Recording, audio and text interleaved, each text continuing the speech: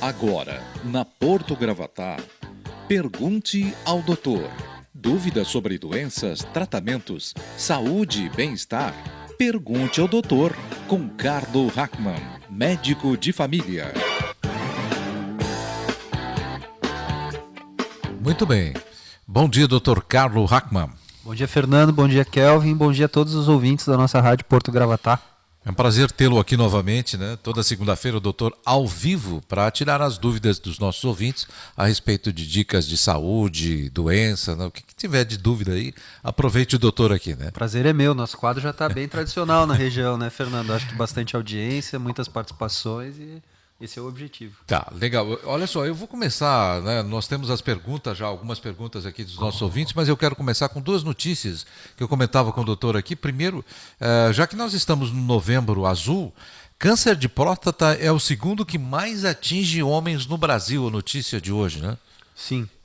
A gente, no mês de novembro, sempre tem vivenciado já há alguns anos essa questão da campanha, né? Novembro Azul.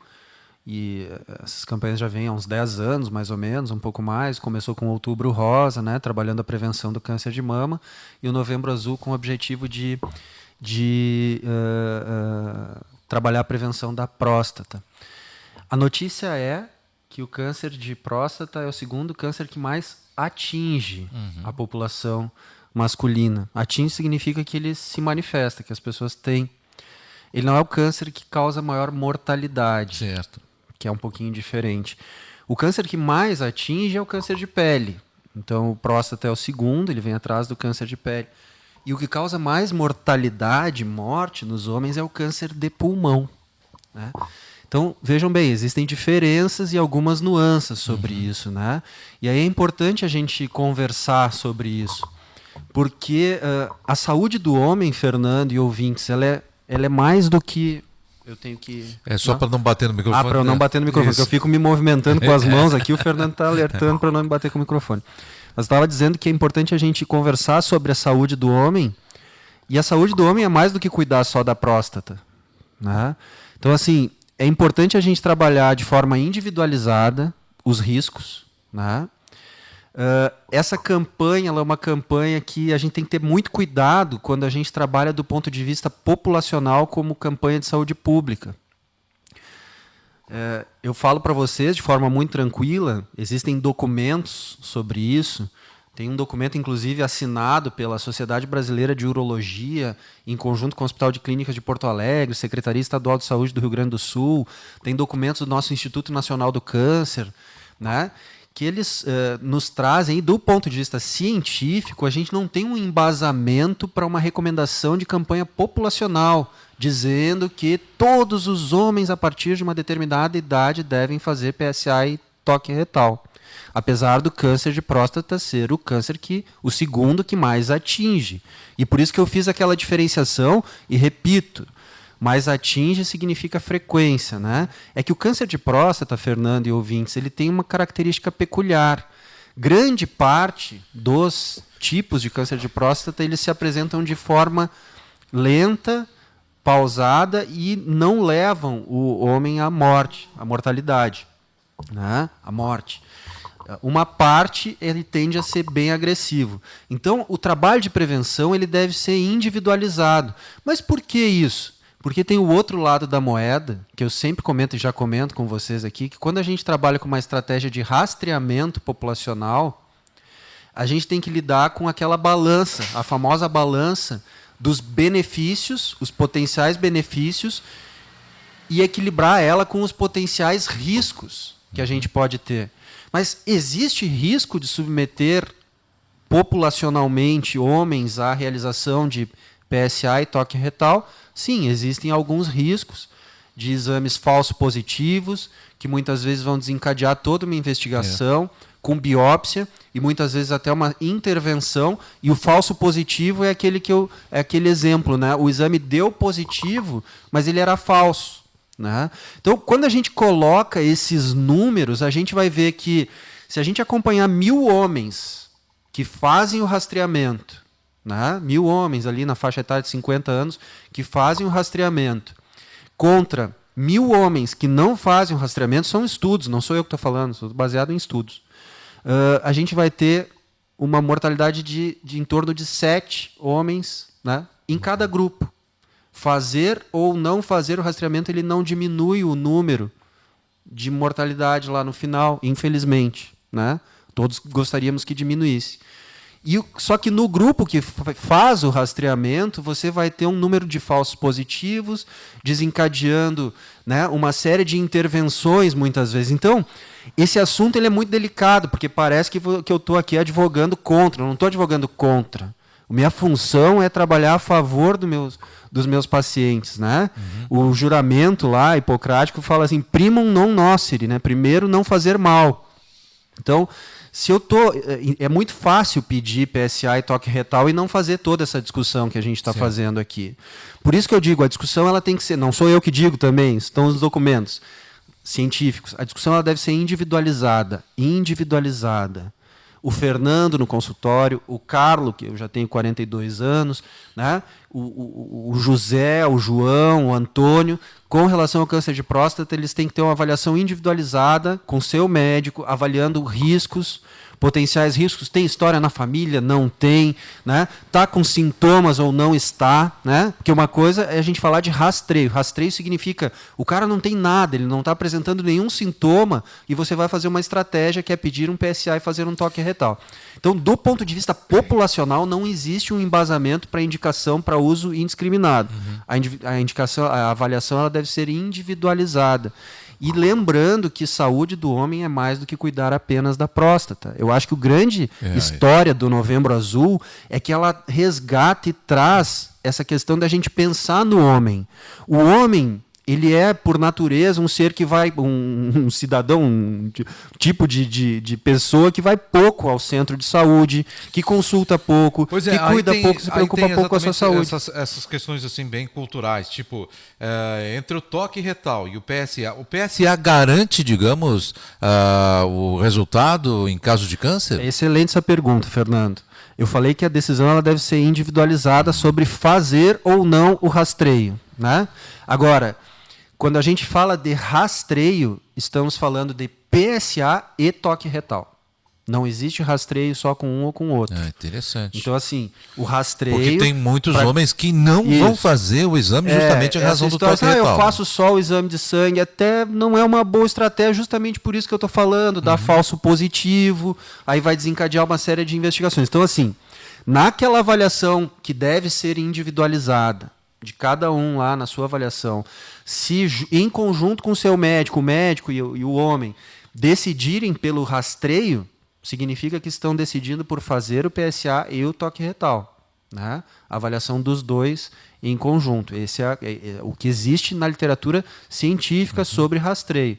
Mas o que eu estou querendo dizer aqui é que essa estratégia ela não é indiscriminada do ponto de vista científico. Não existe um embasamento científico que garanta que fazer indiscriminadamente na população reduz mortalidade. Tá?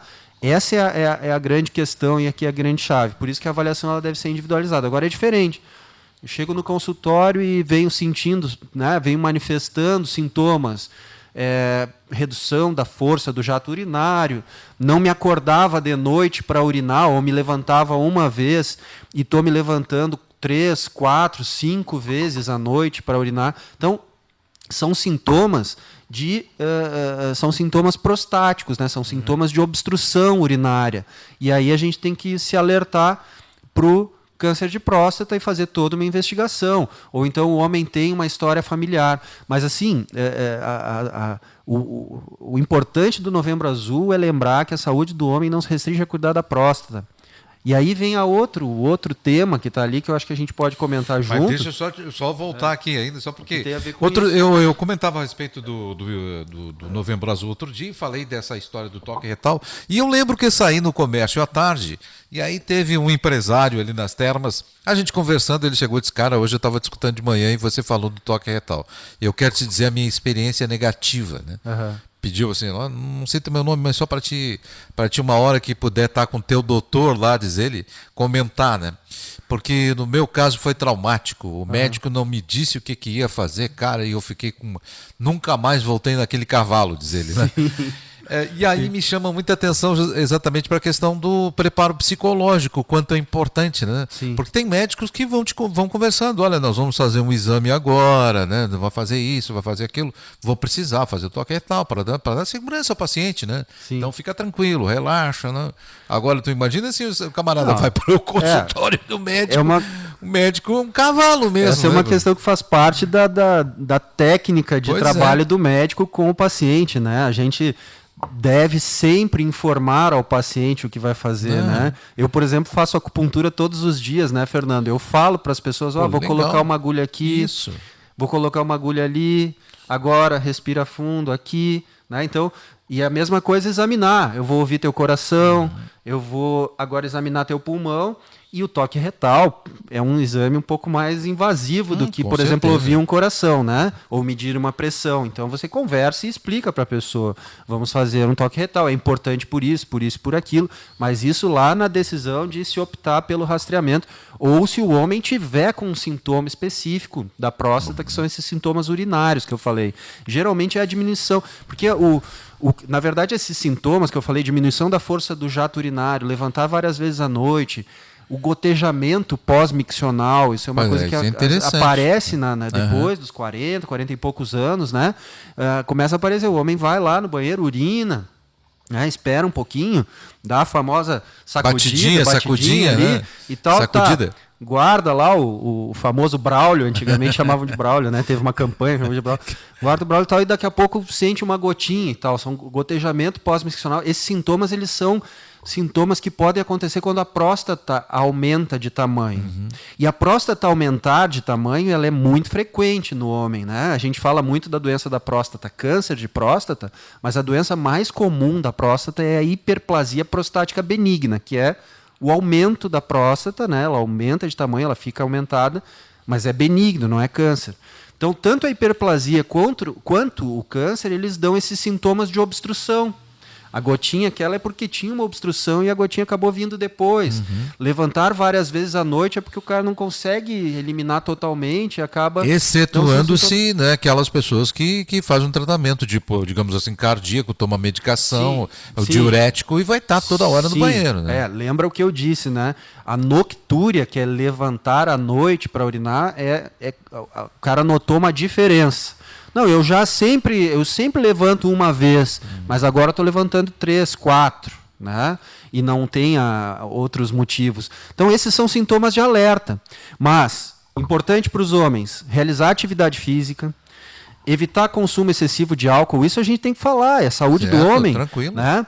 Evitar sobrepeso e obesidade, não fumar ou parar de fumar, tudo isso está relacionado à saúde do homem. Sexo seguro, né?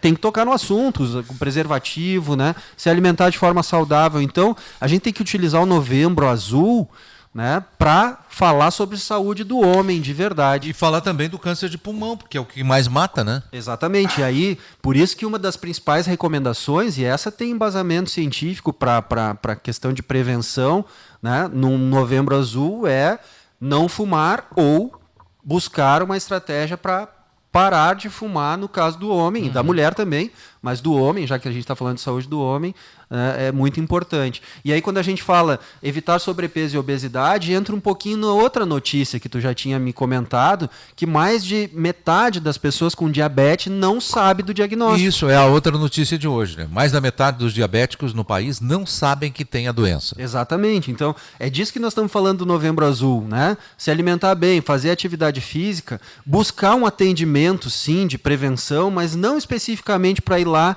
porque eu quero fazer toque retal PSA. Vá à consulta para discutir sobre sua saúde, para conversar. Eu quero aproveitar esse momento para refletir como homem sobre a minha saúde. E aí você vai fazer uma reflexão completa, que envolve a próstata, mas que passa por se alimentar bem, por fazer uma atividade física, por parar de fumar, por daqui a pouco fazer exames de rastreio que vão mostrar daqui a pouco um diabetes escondido. Essa notícia que fala que mais da metade dos diabéticos não sabe do diagnóstico é porque, e te digo mais, não é só o diabetes, isso também está na literatura, mais da metade dos hipertensos não sabe que são hipertensos, que estão com a pressão alta.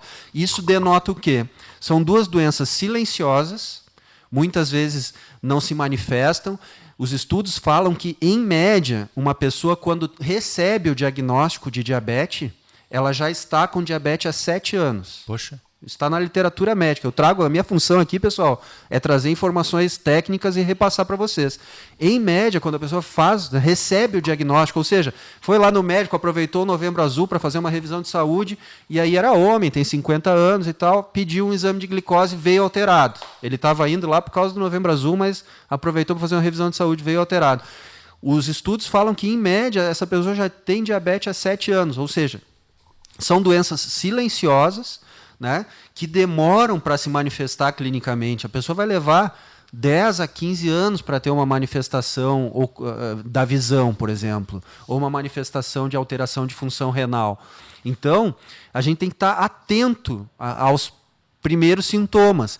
E aí sim, trabalhando prevenção, né, quando indicado, fazer também por isso que a saúde do homem é mais do que a próstata, né? Fazer um exame de glicemia, quando indicado, de tempos em tempos, se tem história familiar ou não, nunca fez, né?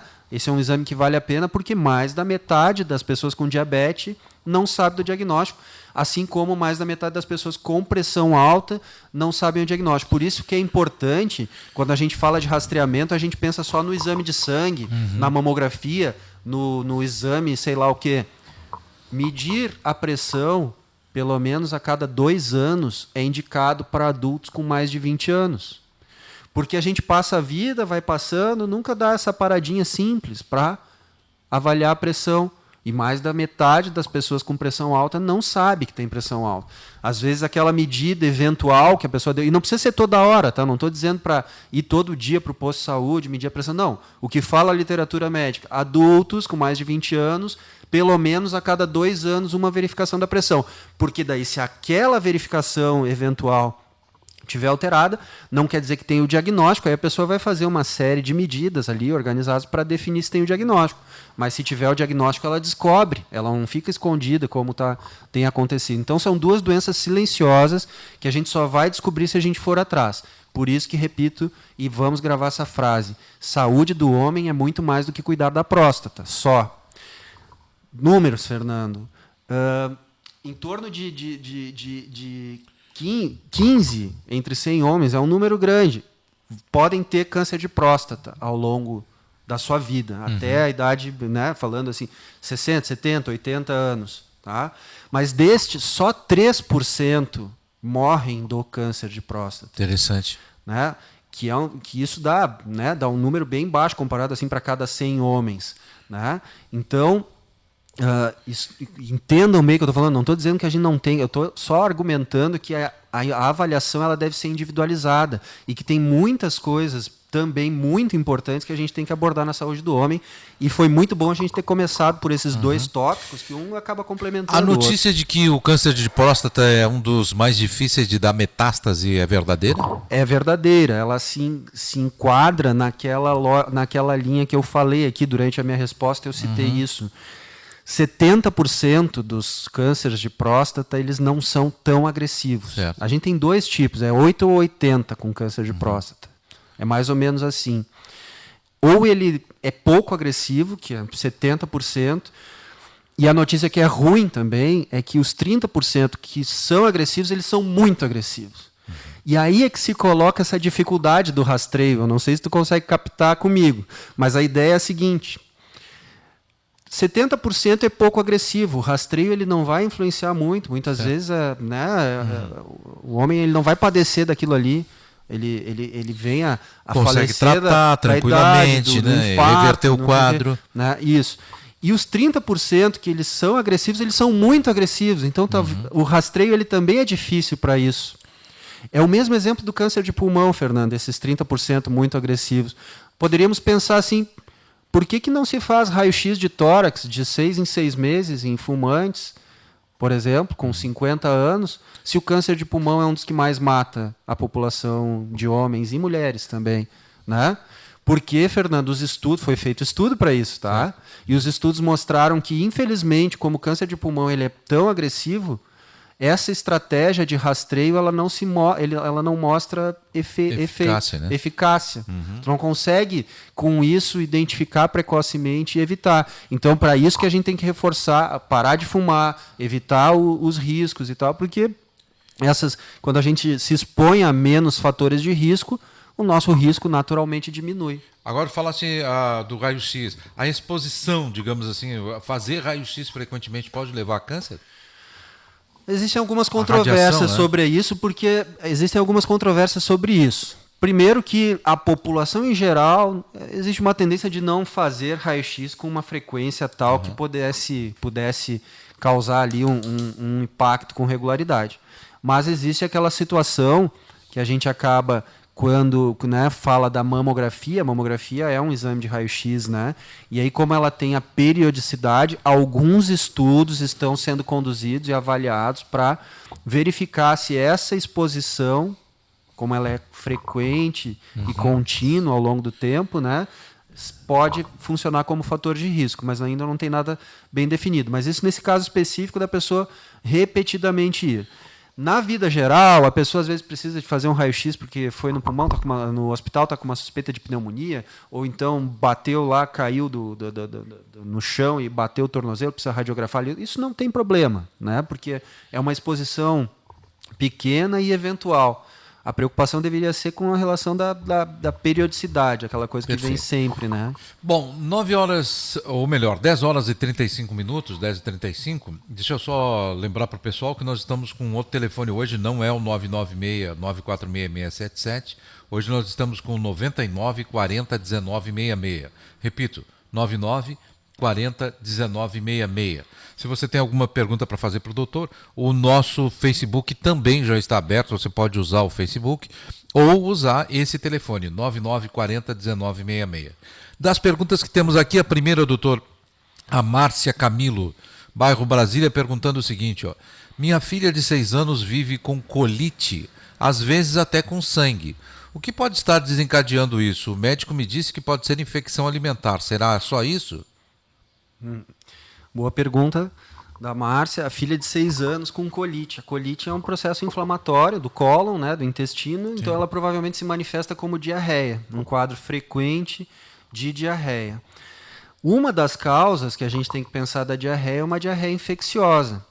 O nosso trato digestivo, os intestinos, Fernando e ouvintes, ele é repleto de várias bactérias, né? Entre elas existe uma que está lá no nosso intestino, que é a Escherichia coli. Tá? E a Escherichia coli, ela, em princípio, ela é do ambiente e ela não causa problema. Todos nós temos Escherichia coli lá, né? Os famosos cloriformes fecais, aqueles que pesquisam na água da praia e tal, que são bactérias que estão nas fezes e, na verdade, é a Escherichia coli, né? Então, a imensa maioria das Escherichia coli, elas funcionam ali. Quando é que ela se manifesta como doença? Ela se manifesta como doença, Escherichia coli, quando ela está fora do trato digestivo, fora do intestino. Então, a principal causa de infecção urinária, né, principalmente nas mulheres, é a infecção por Escherichia coli, né? As mulheres que já tiveram, então, me ouvindo, já tiveram infecção urinária, devem lembrar que se fez o exame de cultura, apareceu lá Escherichia coli. Por quê? Pela proximidade da região do ânus com a uretra, essa bactéria ela migrou ali, saiu do intestino e acabou adentrando a uretra e causou uma infecção na bexiga. Porque lá no intestino ela raramente causa infecção. Mas ela pode vir a causar infecção, que é a pergunta da nossa ouvinte. Existem algumas cepas dessa bactéria que elas são patogênicas. Elas levam a diarreia com infecção. E a gente pode se contaminar com elas pelo alimento, né? O contato com uma água contaminada, aquela coisa de tomar banho, por isso aquela pesquisa para ver se a praia tem uma balneabilidade, né, seja de mar ou seja de rio, justamente para isso, porque a gente pode se contaminar com essas Escherichia coli patogênicas. Algumas delas levam, inclusive, a diarreia com sangue. Eu estou me lembrando disso porque ela falou que eventualmente tem sangue. Então, essa é uma das causas, tá? Mas existem outras causas que precisam ser avaliadas, né? Existe a giardia também, que é um outro tipo de micro-organismo que causa diarreia, que pode levar a dor abdominal. Existem também causas clínicas sistêmicas, né? Doença da tireoide e tal. Então, a giardia vai aparecer no exame comum de fezes? a giardia, ela pode aparecer no exame parasitológico de fezes. Pode dar falso negativo. Pois é. Agora é o contrário, ele dá negativo, mas tem eu falei do falso positivo, né? O falso negativo ele também existe, que é quando dá negativo no exame, mas ela se apresenta lá. E aí, muitas vezes, na prática clínica, a gente acaba definindo pelo tratamento empírico, né? Que é, mesmo que o exame deu negativo, como o quadro clínico é muito forte, se for Os a situação... sintomas, né? É, pelos sintomas. Né? Tá, e Então, que sintomas seriam esses, doutor? Só para a gente também já... Então, a giardíase, ela se manifesta também com quadro de diarreia, né? Geralmente a criança ou até o adulto manifesta dor abdominal, uma diarreia dolorosa, assim, com E muita dor comichão. abdominal. Pode ter comichão, pode ter também. E aí o prurido, a comichão, também pode estar associado a outros parasitas, né? Certo. Tricuris, trichiura, e que é o mais comum, é um tipo de um vermezinho pequenininho, assim, que aparece nas fezes. Então a pergunta da nossa ouvinte ela é super boa. E ela é bem ampla, né? Eu estou dando aqui uma pincelada em geral. Falei da Escherichia coli, né? Então pode ter aí um processo de reinfecção e aí tem que estar atento, porque são muitos detalhes, né? É. A Escherichia coli a gente pode contaminar numa água contaminada, no mar, tomando banho no mar ou num rio, mas também ali no manejo com os alimentos, e aí dependendo se a criança come fora, né? Tem que ter por isso que todo o cuidado, sempre lavar as mãos para preparar alimentos, e aí a gente come muitas vezes vezes a criança na rua, não está com toda hora com alguma bobagem na boca. com a mão na boca, né? E aí se limpou, fez a higiene fecal lá depois da evacuação, sempre lavar as mãos, porque tem essa questão da infecção com uma Escherichia coli enteropatogênica, que algumas podem levar a sangramento, que ela falou ali. Pois é, e nesse caso não pode ser colite ulcerosa também? Tem. Então, eu estava falando, tem várias coisas para investigar. Eu falei da diarreia infecciosa, Perfeito. né? Então, a gente tem as questões clínicas para serem avaliadas. Eu vinha falando ali de doença da tireoide e as colites próprias, né? Tanto a retocolite ulcerativa, né? Não é tão comum em criança, mas também e a doença de Crohn, que são doenças inflamatórias do intestino. A gente também já falou aqui em outra ocasião, que podem levar a quadro de diarreia e diarreia com sangramento. Ou seja, se isso está acontecendo de forma repetida, eu sei que ela está levando, tanto que ela falou, né, que já foi ao médico, mas se está acontecendo de forma repetida, vale a pena uma boa avaliação, uma boa investigação, às vezes, quem sabe, até com exames complementares, se for indicado, né, tanto lá na avaliação dela, quanto com a Então ela pergunta paciente. aqui, meu médico diz que pode ser infecção alimentar, não necessariamente, né? Não necessariamente, mas é uma das coisas que a gente tem que ficar atento, sempre para contaminação. O doutor falou uma coisa muito importante, Márcia, porque assim, tem que observar o hábito da criança. Tem muitas crianças que têm mania de passa a mãozinha lá na poupança, daqui a pouquinho não lava a mão, bota aquela mão na boca, tá botando algo na boca também, comendo alimento, não lavou a mãozinha. Então, é sempre quando for ao banheiro ou quando for fazer xixi. E não só isso, né? Muitas vezes a gente se alimenta só em casa, mas grande parte de nós não se alimenta só em casa, né? Ou é na escola, ou às vezes come fora. E esse alimento manipulado, manuseado por outras pessoas, a gente também nunca sabe se a pessoa que está manipulando o alimento teve o cuidado adequado, que deve se ter, né? Lavar sempre as mãos. A própria fruta, a própria verdura, muitas vezes também não bem lavada, pode conduzir a Escherichia coli ali. É uma das coisas a pensar, né, Márcia? Mas temos que pensar nas outras coisas. O Fernando lembrou bem das colites do intestino, os processos inflamatórios do intestino, que é a retocolite ulcerativa e doença de Crohn, que tem que ficar atento aí para isso também. Perfeito. Bom, eu só quero lembrar aos ouvintes que nós não estamos com 996 946 677 hoje, nós estamos com outro telefone que é o 99 40 19 66. Para quem tem o hábito de usar o WhatsApp, aí perguntar pelo WhatsApp, pode fazer pelo 99 40 19 66. Ok? Bom dia, doutor. Eu fiz um ultrassom do joelho aqui. A Gorete está mandando via WhatsApp. Bom dia, doutor. Eu fiz um ultrassom do joelho e deu derrame no joelho com a fisioterapia. É curada? Gorete, obrigado pela pergunta. A Gorete mandou agora, ela está ligada no programa, Isso. ela enviou essa pergunta agora para a gente aqui ao vivo. O derrame articular, né, deu a presença de líquido no joelho. Ele pode ser em decorrência de um processo inflamatório de alguma das estruturas do joelho, tanto muscular, pode estar com uma tenossinovite, que é uma inflamação dos tendões, dos músculos da coxa, que se inserem lá no joelho, e pode levar a um derrame articular, um processo inflamatório. Às vezes lesão de alguma estrutura interna, menisco, ligamento e tal. Mas o ultrassom mostrou derrame articular. Se for um processo inflamatório desse tipo, uma das ferramentas que se usa no tratamento é a fisioterapia, né? A pergunta dela é: pode ser curado com a fisioterapia? Eu respondo de forma mais não tão direta, mas sim, a fisioterapia é uma das estratégias, das alternativas que se usa no tratamento, né? Dependendo dos sintomas e do quadro clínico que ela está, ela pode, às vezes, necessitar medicação complementar. Muitas vezes, a acupuntura também é usada para tratamento articular, assim, com muita frequência e com muito sucesso, né? O tratamento local, nesse caso do joelho, e, às vezes, algum anti-inflamatório, né? Alguma medida física, gelo e tal. Então, tem que avaliar. No caso do menisco, é recomendável fazer fisioterapia? Se não tiver uma ruptura total, né, do menisco, a gente pode ter lesão parcial, ruptura parcial de menisco, né, daí tem anterior, medial e posterior, interno e tal. E aí a fisioterapia pode ajudar bastante. Eu, por exemplo, tenho ruptura parcial de menisco no joelho esquerdo.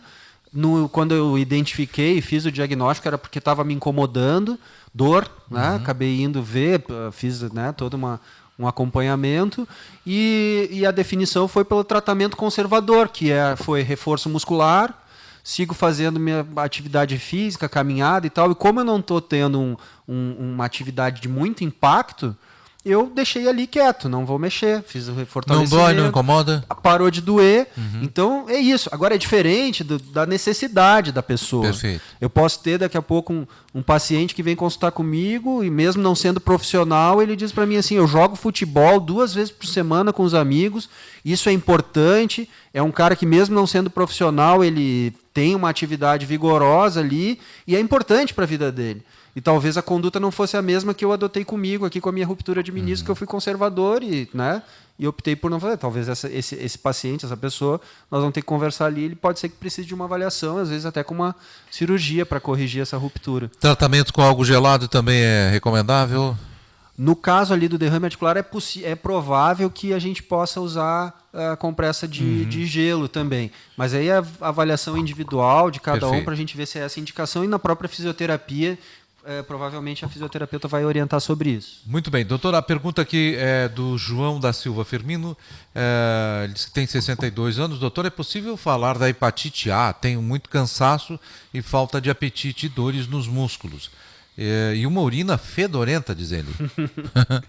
O João pediu para a gente falar de hepatite A, né? E ele falou que está cansado, dor nos músculos e tal, e uma urina forte. Ele deve ter pedido para falar sobre o assunto hepatite A, porque esses sintomas, dor muscular, dor pelos músculos, alteração da urina, são sintomas que a gente encontra lá na hepatite. Porque a hepatite A é uma doença viral, causada pelo vírus da hepatite A. Isso é bem importante fazer um alerta aqui e explicar isso bastante para a população. Apesar de ter o mesmo nome, são doenças completamente diferentes. Hepatite A e hepatite B. Hepatite B e hepatite C. E hepatite C também, né? Cada uma é uma coisa, né? Existe D e E, mas são menos frequentes. As mais comuns A, B e C. As mais comuns A, B e C. São doenças completamente diferentes, né? A A é uma coisa, porque são vírus diferentes que acabam causando um processo inflamatório no fígado, e fígado é hepato, por isso hepatite. Tá? Mas a hepatite A é uma doença viral, assim como as outras duas, mas ela tem uma característica, se manifesta muito como as viroses. A virose geralmente dá dor muscular, mal-estar, cansaço, né? Então a hepatite A, ela tem as suas características específicas, mas de forma geral ela se manifesta como uma virose qualquer. Certo. Né? A contaminação da hepatite A, ela se dá por via oral fecal. Então, voltamos ao assunto de antes da colite, que é mais uma das situações em que é importante lavar bem as mãos, lavar bem os alimentos e tal, porque o vírus da hepatite A ele pode ser transmitido pelo alimento contaminado. E o vírus da hepatite A ele chega a ficar 6 meses no ambiente. Então, é outra coisa importante, né? Por isso que é importante lavar bem os alimentos e tal, porque a contaminação se dá por ali. E uma vez com o vírus, a gente começa com esses sintomas que o João nos falou ali, que é um quadro viral, dor pelo corpo, cansaço, mal-estar e tal. E aí ele falou que a urina dele tem um cheiro ruim, né, fétida. E, na verdade, a hepatite ela dá alteração na urina, sim, porque ela afeta o fígado, né, e acaba aumentando ali a liberação de bile, né, de bilirrubina e tal. E esse pigmento chamado bilirrubina, ele acaba sendo, quando em um valor aumentado, ele acaba sendo eliminado na urina.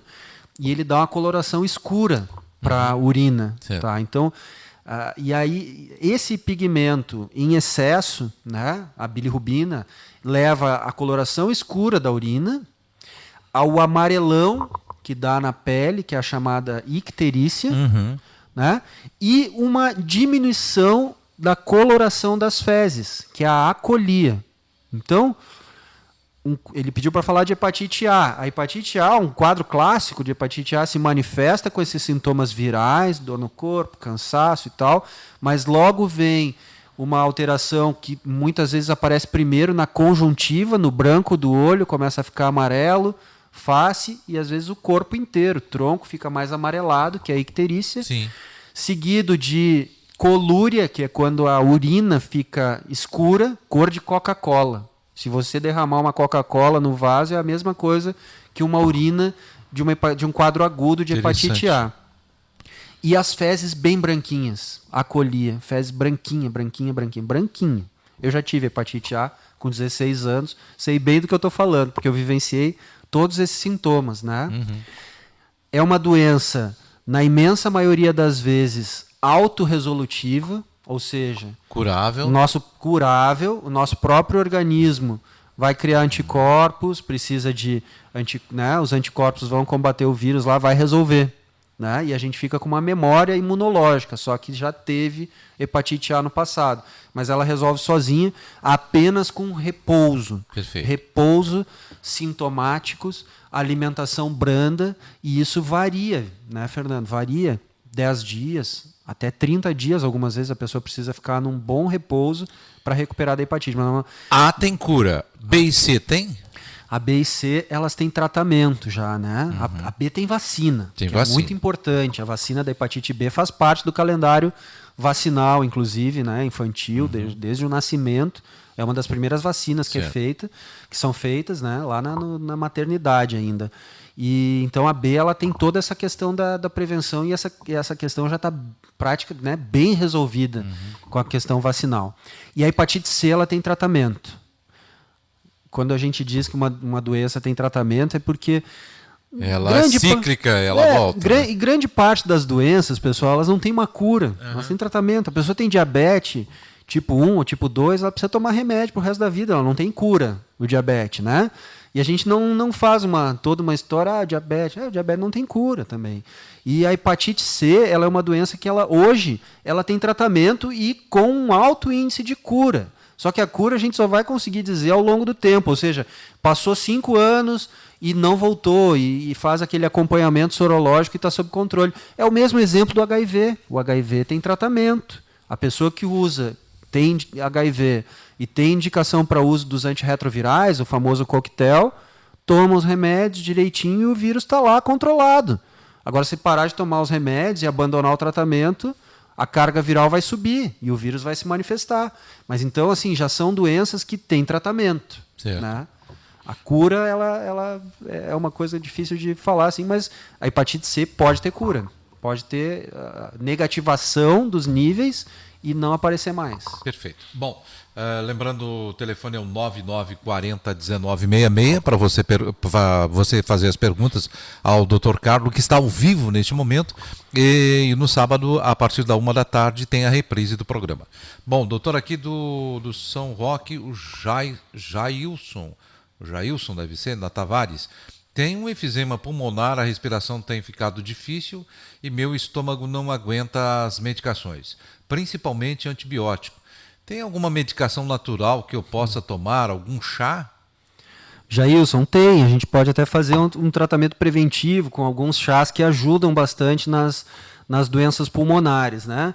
O enfisema pulmonar é um dos tipos de doença pulmonar obstrutiva crônica, né? Existem dois quadros, né? Dois tipos, duas manifestações de doença pulmonar obstrutiva crônica, o enfisema e a bronquite. A gente já falou dos dois, se eu bem me recordo, em outros programas. O enfisema ele tem uma característica peculiar. Na imensa maioria das vezes pode até ter o caso do Jailson, né? Na imensa maioria das vezes está relacionado ao uso do cigarro, né? Uma das coisas que tem, né, na questão do tabagismo e na fumaça do cigarro que é inalada são substâncias que acabam destruindo os alvéolos lá do pulmão. O alvéolo é a menor parte do pulmão, é lá onde é feita a troca gasosa. É onde a gente manda o gás carbônico para fora e pega o oxigênio do ar. Né? É no alvéolo, é a menor parte do pulmão, né? Onde é feita a troca, onde a gente pega o oxigênio e manda o gás carbônico embora. Então, se a gente tem uma doença que destrói os alvéolos, vocês devem imaginar que a nossa quantidade, a nossa capacidade de troca de oxigênio acaba diminuindo. Por isso que o enfisema se manifesta com muita falta de ar, com desconforto para respirar. E como teve destruição de alvéolo, né, muitas vezes isso não melhora com ofertar oxigênio para a pessoa. A pessoa com um enfisema, determinado grau já de enfisema, mesmo com oxigênio, ele sente falta de ar, porque o problema não está no oxigênio que está entrando, o problema está que não tem área para troca. Então, o enfisema é uma doença importante, na maioria das vezes está relacionado com algum fator que agrediu o pulmão, e esse fator, o mais frequente, é o cigarro.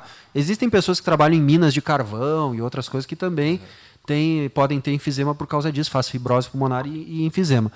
Do ponto de vista de chás caseiros, assim, a espinheira santa, dá para fazer um chazinho de espinheira santa, erva doce e camomila. Eles ajudam a melhorar a fluidez do pulmão, né? E lembrando, assim, o pulmão, ele isso não substitui tratamento, tá, pessoal? Estou respondendo aqui a pergunta do nosso ouvinte, porque o enfisema é uma doença importante, né? Requer acompanhamento, requer tratamento. O que eu estou falando é de ajudar o órgão, né? Ajudar esse pulmão que foi afetado e que está danificado, ele foi agredido, né, de alguma forma. Então, espinheira santa, camomila e erva doce, pode fazer junto, inclusive, Jailson, é um chazinho que pode ajudar a melhorar um pouquinho o teu órgão. Bem calmante, né? Camomila e erva doce, calmantes. Mas também para ajudar na tonificação assim, do pulmão. A acupuntura ajuda no enfisema, na doença pulmonar obstrutiva crônica. Algumas pessoas poderiam perguntar, sim, porque uma das coisas que se faz na acupuntura é trabalhar com o todo, né? Com o integral. Certo. Então existem sim protocolos e estratégias ali que são usadas para tonificar os órgãos, né? Tanto o pulmão quanto os rins, né? Quanto o baço e tal, que daí já é uma visão mais da acupuntura, também pode ajudar. Mas do ponto de vista de chá ali, eu acho que fica essa dica aí para o Jonas. Tranquilo. Bom, eu tenho mais uma pergunta da Lucilene, a Lucilene Agoretti, eu gostaria de que mandassem depois, se possível, o sobrenome de vocês e o bairro, porque eu gosto sempre de localizar, até para a gente ver o alcance, onde é que a rádio está atingindo, né? Porque é sempre legal, né? Para a gente poder também referendar aqui e principalmente tê-los no nosso grupo do WhatsApp, né? Para quem está participando pela primeira vez com a gente. A Lucilene está perguntando assim, bom dia, minha pergunta para o doutor. Tenho muita dor na sola dos pés, já fui em vários médicos, já fiz raio-x, nunca aparece nada. Gostaria de saber qual médico especialista posso procurar e a opinião do doutor, porque tenho essa dor tão forte. Já não sei o que fazer, durmo e acordo com essa dor. Certo, obrigado, Lucilene Damasio. Bela Vista, ela está respondendo aqui. Tá, legal. Acabou de mandar para a gente. Lucilene, claro, sou muito suspeito para falar, mas um dos especialistas que pode procurar é o acupunturista, né? A gente avalia todo o quadro álgico de dor, ele entra aí no escopo de atendimento da acupuntura. É claro que quando a gente fala em articulação, dor nos pés, né? Pé tem toda uma estrutura basicamente óssea e muscular. A especialidade dessa área é a ortopedia e traumatologia. Agora sim, existem várias causas de dor no pé. E aí por isso que uma boa avaliação ou com ortopedista, ou com acupunturista, ou com médico de família, que eu também sou, né, passa por classificar bem essa dor, qual que é a parte do pé, por exemplo, se é uma dor na parte mais anterior do pé, né, abaixo aqui do terceiro, entre o quarto dedo, existe um tipo específico de patologia que acomete essa região, que se chama neuroma de Morton. Interessante. Então, é um neuroma, um nervinho, ele forma um novelo naquela região e dói bastante. Então, essa é uma característica. Então, a gente tem que entender qual o tipo, a dor na sola do pé, né? Mas qual a parte, é mais anterior, ou então uma dor mais na região lateral do pé, lateral, que a pessoa responde assim, doutor, quando eu levanto da cama, a primeira pisada, ela é assim, parece que tem alguma coisa espetando embaixo do meu pé.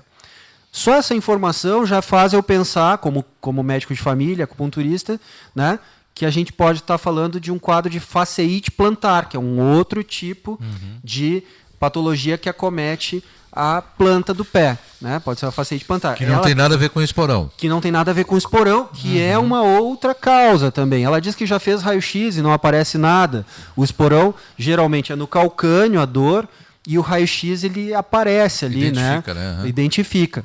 A imensa maioria dessas patologias elas não são identificadas no raio-x. O raio-x vai aparecer mesmo se tem alguma estrutura óssea afetada. E muitas vezes o diagnóstico ele vai ser clínico mesmo, pela característica, né?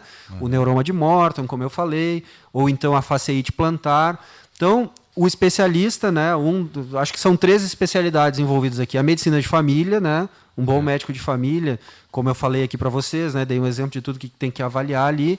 O acupunturista é uma das especialidades a buscar, e a ortopedia, né? Para entender direitinho a causa. Então, dependendo da manifestação, a gente tem que pensar fasciite plantar, neuroma, esporão de calcânio, né? Tem algumas bursites também, que aí acometem mais lá a região dos dedos, na planta também. Então, é por aí. Perfeito. Só que eu fechei a página aqui sem querer. Tinha uma última pergunta ali também tá aqui agora. Deixa eu achar aqui. Tinha uma última pergunta aqui no Facebook e eu acabei fechando a página. Deixa eu só me achar aqui.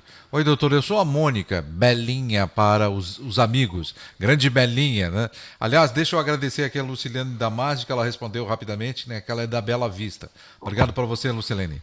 Espero que o doutor tenha respondido a E ela já mandou aí, tá? Aqui que também já foi em 2 ortopedistas, nenhum descobriu, mandam tomar remédio para dor. Não adiantou, a dor é uma queimação. Ela respondeu também para nós. Tá ao vivo com a gente, a Lucilene. Tá legal, ótimo. Obrigado, Lucilene. Bom, a Mônica Belinha, então, tá dizendo o seguinte, ó. Tem uma sinusite chata que quando ataca me dá uma enxaqueca muito forte. O sinus trabe já não faz mais efeito. Me dá uma dica do que fazer, doutor. Belinha, obrigado pela pergunta. Sinusite é a inflamação né, dos seios da face. Seio maxilar, seio frontal, seio etimoidal. São os seios paranasais. São os seios paranasais, exatamente. Então, esses ossos aqui da face, eles são pneumatizados, ou seja, circula ar por dentro deles, eles têm comunicação com as narinas, por isso paranasais. Então, quando a gente respira, né, eles têm essa comunicação. E essa região, por alguma situação, elas pode inflamar, levando até um quadro infeccioso. Um dos fatores de risco para a pessoa ter sinusite é que ela já tem a rinite, né?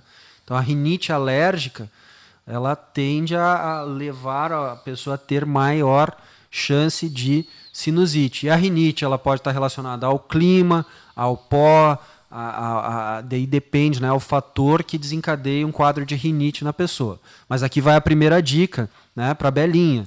Se você tem rinite, a gente precisa controlar bem, né, esse quadro de rinite, porque a tendência é que venha a ter episódios de repetição de sinusite, ela também diminui. Outra dica, né, do ponto de vista de alimentação, Belinha, existem alguns alimentos com característica de formar mais fleuma. Na medicina chinesa a gente chama de fleuma, que é o muco, a secreção.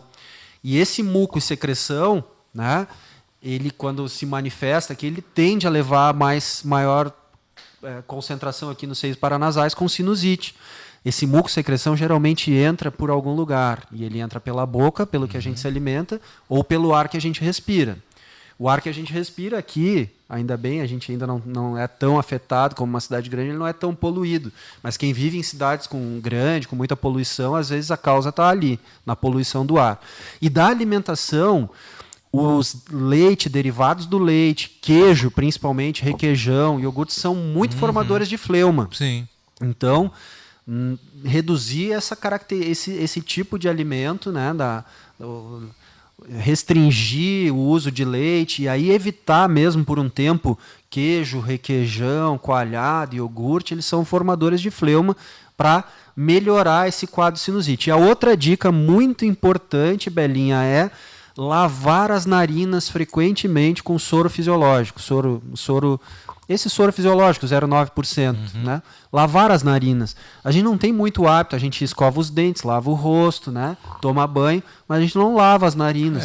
Lavar as narinas, não tem, eu também não faço, Fernando, estou sendo sincero. Faço quando eu tenho, eu já tive sinusite uma vez ou outra e já daí sim a gente se cuida um pouquinho mais. Mas lavar as narinas com soro fisiológico pega uma seringuinha tua que tu tem ali, 10 ml, um tubinho de soro, coloca num copinho, aspira uns 10 ml, vai lá na pia do banheiro, injeta para dentro da narina, e aí você tem duas opções, ou devolve, assoando o nariz, né? Ou às vezes deixa cair até a boca, tem comunicação, pode ficar tranquilo, não vai se afogar, é só não respirar o soro enquanto está injetando o soro, né? Vai cair ali na boca, daí você gospe fora, assim como se estivesse fazendo um bochecho para escovar os dentes. Lavar as narinas com soro fisiológico, Belinha, isso previne, inclusive no tratamento do quadro agudo de sinusite, é muito importante. Tá? Perfeito. A dona Irma Kinderman está perguntando aqui no Facebook com relação a remédio caseiro para varize, doutor. Remédio caseiro para varize, o principal e mais usado é a castanha da Índia.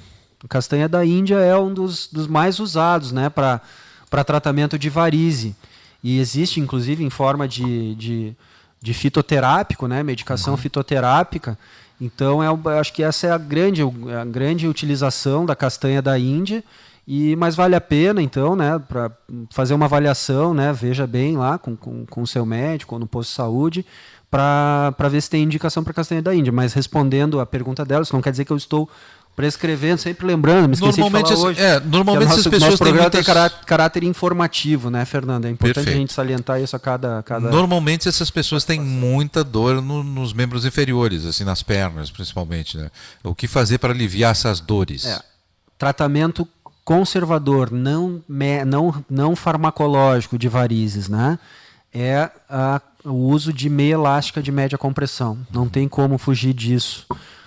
A gente está chegando no verão agora e fica mais difícil fazer o uso da meia elástica de média compressão. Mas a ideia é assim, a pessoa que tem varizes, se ela for perceber, antes dela levantar da cama, dar uma olhadinha para as pernas, ela vai ver que as veias estão bem murchinhas. Não está aquela dilatação toda.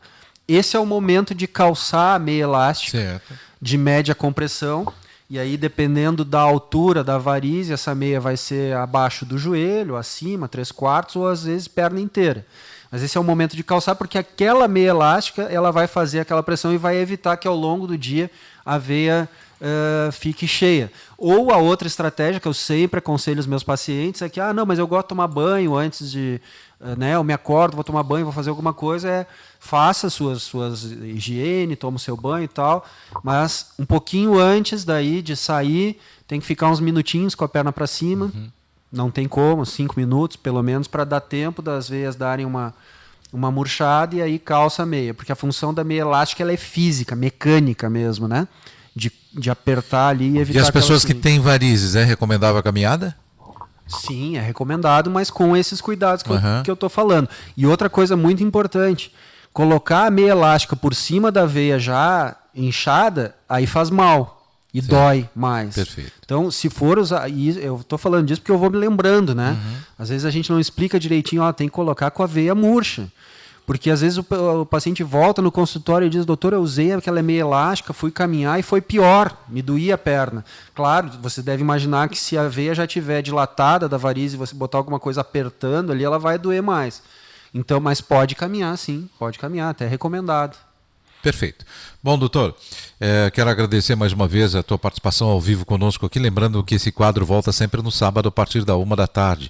E aí, durante a semana, o pessoal pode passar o seu recado aí, a sua pergunta, né, antecipadamente e, claro, sempre ao vivo aqui nas segundas-feiras. Né? Muito bom, eu agradeço a participação de todos, as perguntas de vocês enviadas aqui ao vivo ou previamente.